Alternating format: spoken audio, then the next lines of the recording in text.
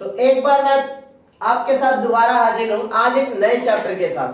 हाँ दोस्तों, आज हम एक नया चैप्टर करेंगे और नए चैप्टर का नाम क्या है? वैश्वीकरण। क्या नाम है? वैश्वीकरण। पार्ट नंबर है 9।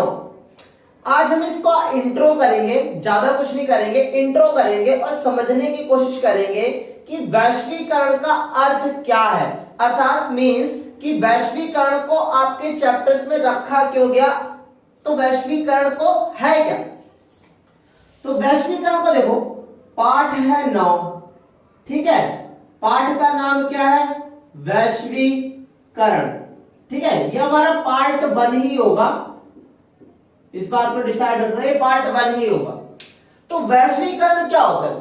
वैश्वीकरण, वैश्वीकरण का अर्थ होता है विश्व का एकीकरण। मतलब विश्व का एकीकरण का अर्थ क्या है? जब विश्व के सारे देश आपस में एक दूसरे के साथ जुड़ने लग जाए तो उसको कहते हैं वैश्वीकरण।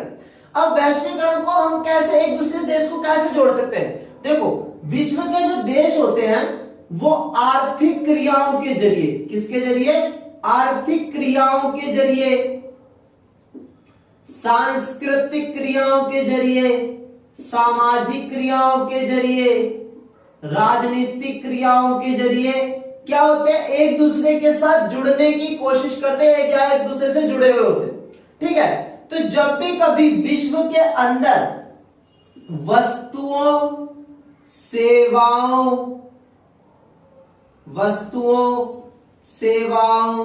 विचारों, संस्कृतियों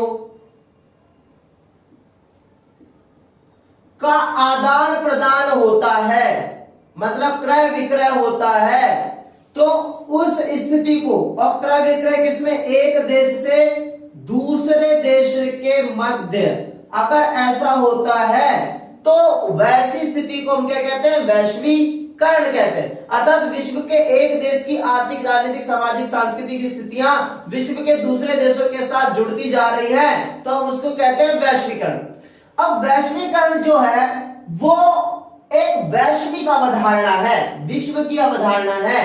तो वैश्वीकरण का जो प्रभाव भी होगा वो किस पे दिखाई देगा? आपको पूरे विश्व पर ही दिखाई देगा, ठीक है।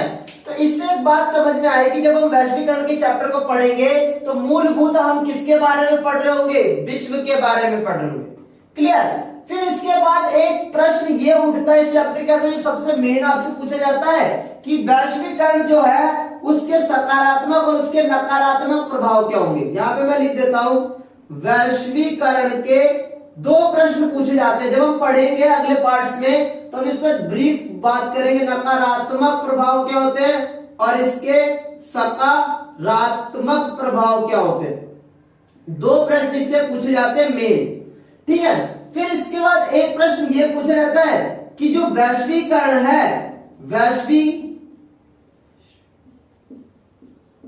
वैश्वीकरण जो है उससे भारत का क्या लेना देना है।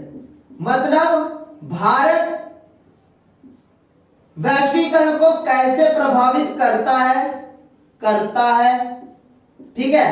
और वैश्वीकरण भारत को कैसे प्रभावित करता है, मतलब भारत को कैसे प्रभावित करता है, ठीक है। और भारत कैसे वैश्वीकरण को प्रभावित करता है। तो यहां पे एक ही जैसे शब्द नजर आ रहे हैं पर दोनों का मतलब अर्थ अलग अलग है, ठीक है। तो मूल रूप से इस चैप्टर के अंदर आपको वैश्वीकरण पढ़ना है, तो मैंने वैश्वीकरण की आपको डेफिनेशन बताई कि जब वस्तुओं, सेवाओं, विचारों, संस्कृतियों का एक देश से दूसरे देश में आदान प्रदान होता है तो उसी को हम वैश्वीकरण कहते हैं। फिर वैश्वीकरण के अंदर आर्थिक, सांस्कृतिक, सामाजिक और राजनीतिक प्रक्रियाएं हमें पढ़नी है।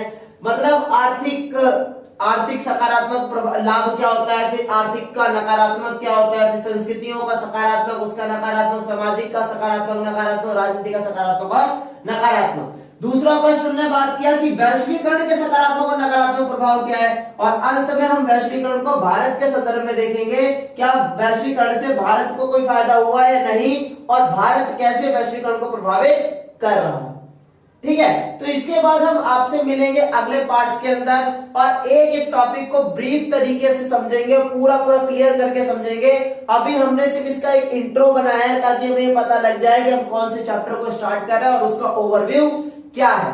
तो अब हम टाटा बाय बाय, मिलेंगे आपके साथ इसी चैप्टर में, और ऐसे मिलेंगे कि हम बहुत अच्छे से इसको पढ़ रहे हो और समझ में भी आए कि आखिरकार वैश्वीकरण क्या है। तो सभी को टाटा बाय बाय, मिलते हैं नेक्स्ट वीडियो में। और बिल्कुल अपीयर रहना, क्योंकि चैप्टर तभी समझ में आएगा जब आप कंटिन्यूटी बनाकर रखोगे। तो मिलते हैं नेक्स्ट वीडियो के अंदर।